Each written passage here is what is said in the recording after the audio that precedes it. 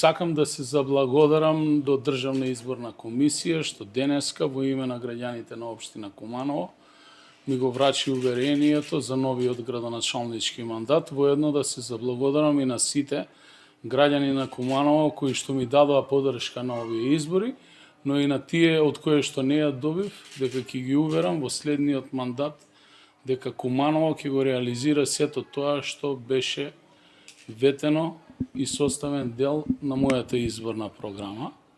Воедно ја користам оваа прилика да им честитам на сите избрани членови на Советот на општина Куманово, вкупно 31, и да им посакам успех во следните 4 години, бидејќи целта е заедничка, а тоа е раст и развој на Куманово и негова трансформација во еден модерен и европски град. Исто така ја користам и оваа прилика да се заблагодарам на сите представници на медиумите кои што активно ја следеа кампањата во општина Куманово и да им посакам успех и воедно нивно активно делување се со цел на развој на демократијата во нашиот град и во нашата држава. Градоначалник, кога се очекува одржување на конститутивна седница и мора да истакнеме за граѓаните од 33 на 31 советник, иако Куманово е најголема општина во државата. Значи се намалува бројката на советници.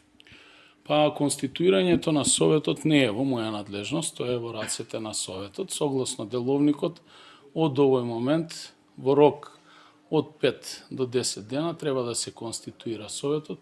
Јас им посакувам истиот да се конституира час поскоро, бидејќи во Куманово се неопходни одлуки на овој како битен представнички орган, се со цел да се прилагоди буџетот на реалните потреби до крајот на годината, а дополнително веќе влегуваме и во месец ноември, кога ќе почнат подготовките на следниот буџет за тековна 2026 година, кој што треба да ги содржи сите оние развојни компоненти согласно Законот за финансирање на единици на локална самоуправа. Исто така неопходен е избор на сите работни комисии, помошни комисии на Советот и воедно и сите оние истечени мандати на управни одбори, органи на управување на основни и средни училишта, јавни предпријатија и други јавни установи кои што се под надлежност на локалната самоуправа. Јас очекувам брзо конституирање на Советот. Повеќе од јасно е дека веќе мнозинството кое што е во централната власт застапено, исто така ќе биде представено и на локално ниво, а за деталите секако ќе бидете дополнително известени. Докаде се преговорите со коалициониот партнер ВМРО-ДПМН во однос на председателот на Советот, затоа што во изборната кампања се шпекулираше дека поддршката што вие ја добивте од нив на возраст ќе добијат председателско место во Советот?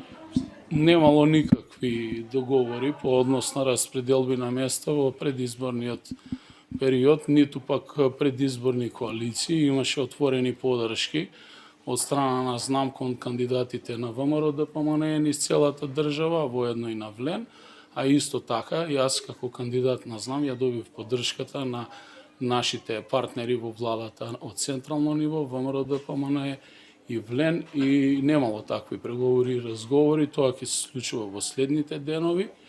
Кој ќе биде следниот председател на Советот, ќе видиме на самата конститутивна седница на Советот.